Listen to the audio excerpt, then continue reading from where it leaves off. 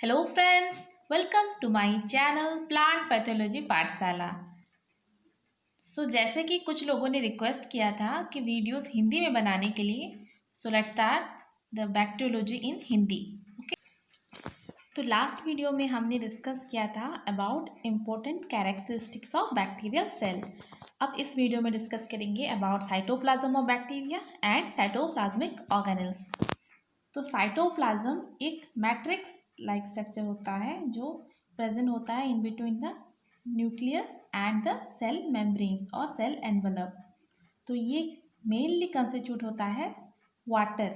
जो बैक्टीरिया का cell consist करता है 70% ऑफ वाटर, उसमें से most of the water present होते हैं इन साइटोप्लाज्म, जो कि एक सॉल्वेंट के जैसे हेल्प करता है for the protein, ion, metabolic precursor, minerals and nucleic acid and other small molecules present in the bacterial cytoplasm। तो साइटोप्लाज्म में क्या होता है, ये protein, ions, metabolic precursor, minerals, nucleic acid, ये सब जो मॉलिक्यूल्स हैं ये किस में पाए जाते हैं, वाटर में। तो cytoplasm equal to water plus this molecules. और ये जो बैक्टीरियल सेल होते हैं उसके साइटोप्लाज्म में मेम्ब्रेन बाउंड ऑर्गेनल्स नहीं पाए जाते हैं, क्योंकि हमने पहले डिस्कस किया है बैक्टीरियल सेल एक प्रोकैरियोटिक सेल है।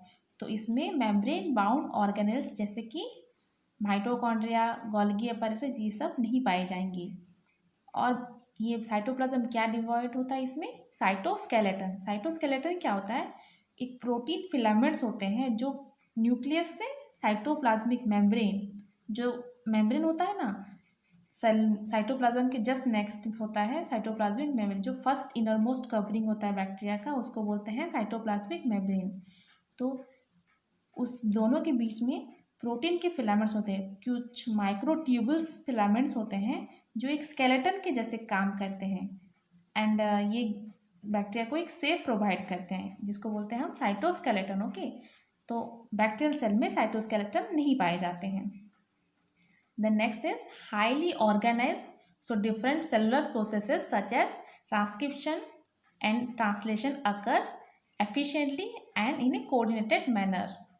तो इसमें क्या होता है कि जो साइटोप्लाज्म का ऑर्गेनाइजेशन पे ही सारा सेलुलर प्रोसेस डिपेंड होता है, क्योंकि इसमें तो कुछ स्पेसिफिक ऑर्गेनल्स पाए नहीं जाते हैं जो सारा प्रोसेसेस को करें, क्योंकि इसमें सिंपल डिफ्यूज़न मैकेनिज्म से ही हो जाता है। क्योंकि लास्ट में हमने डिस्कस किया था कि जो बैक्टीरियल सेल का high surface to volume ratio होता है, जिसके वजह से सारा cellular process simple diffusion mechanism से पॉसिबल होता है।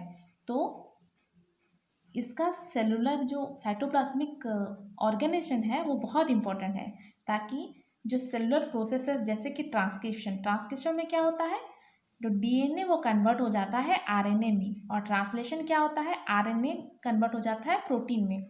तो total DNA to protein conversion, इसको हम बोलते हैं सेंट्रल डॉग्मा, आपने सुना होगा। तो क्योंकि जीन्स जो वो होते हैं वो डीएनए के फॉर्म में होते हैं, पर जो सारा फंक्शन होता है वो प्रोटीन करता है। तो पहले डीएनए को कन्वर्ट होना पड़ेगा प्रोटीन में। तो ये सब प्रोसेसेस के लिए कौन रेस्पॉन्सिबल होता है, ऑर्गेनाइजेशन ऑफ साइटोप्लाज्म, जो कि बहुत एफिशिएंट मैनर में रहता है ताकि सारा प्रोसेसेस कोऑर्डिनेटेड मैनर में हो सके। तो हमने ये देखा कि साइटोप्लाज्म में मोस्टली वाटर रहता है और उसमें different protein, ion and metabolic precursor रहता है। देन ये मेम्ब्रेन बाउंड ऑर्गेनल नहीं पाए जाते हैं इसमें, और इसमें साइटोस्केलेटन भी नहीं होता है। पर जो साइटोप्लाज्म है वो बहुत ऑर्गेनाइज्ड होता है, ताकि different cellular process like transcription, translation efficiently हो पाता है और कोऑर्डिनेटेडली हो पाता है। The next one is about cytoplasmic organelles. Cytoplasmic organelles इसमें जो पाए जाते हैं वो ऑर्गेनल्स, मैंने पहले भी बोला था, ये मेम्ब्रेन बाउंड नहीं होते हैं। तो हम इस ऑर्गेनल्स को फॉल्स ऑर्गेनल या फिर सूडो ऑर्गेनल्स भी, या फिर नॉट ट्रू ऑर्गेनल्स कह सकते हैं। ओके, तो देखते हैं कि बैक्टीरियल सेल में क्या क्या ऑर्गेनल्स पाए जाते हैं। फर्स्ट है most important, that is nucleoid और डीएनए। जो बैक्टीरियल का न्यूक्लियस होता है उसको कहा जाता है न्यूक्लियोइड। क्यों हम उसको न्यूक्लियोइड बोलते हैं, क्योंकि जो बैक्टीरियल का न्यूक्लियस होता है वो वह वेल डेवलप्ड नहीं है। जैसे हमने प्लांट के केस में देखा होगा या फिर एनिमल के केस में देखा होगा, उसका न्यूक्लियस कैसा होता है, राउंड शेप का होगा, उसके अंदर सारा जो क्रोमोसोम होगा वो ऑर्गेनाइज्ड फॉर्म में होगा। बट इसमें क्या होगा कि जो क्रोमोसोम है वो डिस्पर्स्ड है, जो डीएनए या फिर क्रोमोसोम है वो साइटोप्लाज्म में पूरा डिस्पर्स्ड है, उसका कोई मेम्ब्रेन नहीं है, न्यूक्लियर मेम्ब्रेन एब्सेंट है। ठीक है, तो ये प्रिमिटिव टाइप का हो गया न्यूक्लियस, तो इसको बोलते हैं हम nucleoid. Okay, the next one is plasmid. Bacterial का मेन डीएनए होता है न्यूक्लियोइड के फॉर्म में, पर एक एक्स्ट्रा न्यूक्लियर दैट इज एक डबल स्टैंडर्ड डीएनए प्रेजेंट होता है इन साइटोप्लाज्म, जिसको हम बोलते हैं प्लाज्मेट। ओके, ये एक डबल स्टैंडर्ड सर्कुलर फॉर्म में रहता है और इसमें वाइटल फंक्शनिंग के जीन नहीं रहते हैं। अगर प्लाज्मेट बैक्टीरिया में नहीं प्रेजेंट है तो बैक्टीरिया मर नहीं जाएगा, बट ये प्लाज्मेट में कुछ एक्स्ट्रा जीन्स रहते हैं, जैसे कि एंटीबायोटिक रेजिस्टेंस या फिर फर्टिलिटी फैक्टर, ये कुछ एक्स्ट्रा जीन्स रहते हैं जो प्लाज्मेट में रहते हैं, और ये ऑल्सो क्या करता है कि बैक्टीरिया के विरुलेंस को भी बढ़ाता है, विरुलेंस जीन्स भी रहते हैं, तो ये जस्ट एक्स्ट्रा सपोर्ट करता है बैक्टीरिया को। ठीक है, तो बैक्टीरिया का जो जीनोफोर होता है या फिर total genetic material of bacteria को हम कैसे बोलेंगे, वो होता है न्यूक्लियोइड प्लस प्लाज्मेट। तो plasmid plus nucleoid constitute the genophore of the bacterial cell और total genetic material of the cell. The next one है, so next most important organelle is mesosome. आप यहाँ पे देख सकते हैं जो प्लाज्मा मेम्ब्रेन है वो थोड़ा अंदर आके फोल्ड हो गया है। So mesosome is the infolding of plasma membrane. Okay, ये हेल्प करता है segregation of chromosome during the cell division. Okay, और ये ऑल्सो हेल्प करता है एटीपी जनरेशन में। ठीक है, next one is polyribosome. Polyribosome, तो पॉलीराइबोसोम का आपने नाम नहीं सुना होगा, पर राइबोसोम का तो नाम सुना ही होगा। राइबोसोम क्या होता है, एक प्रोटीन सिंथेसिस फैक्ट्री कहा जाता है उसको सेल का। तो ribosome of the prokaryotic cell होता है 70S टाइप, जो कि 2 सब यूनिट से बना होता है, एक 50S और एक 30S। जो स्मॉलर सब यूनिट हो जाता है वो 30S का होता है और जो लार्जर सब यूनिट होता है वो 50S का होता है। एस मतलब स्वेडबर्ग्स यूनिट।